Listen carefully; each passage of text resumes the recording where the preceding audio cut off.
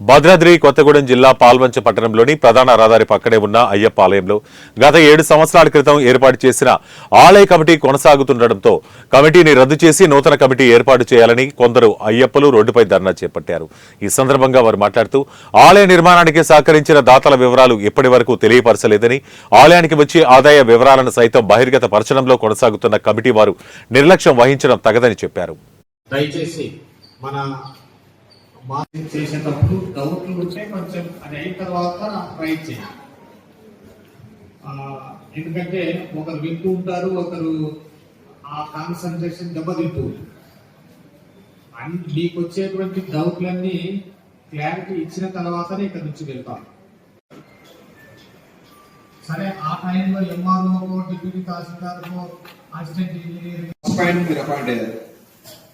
my irrigation లో only 1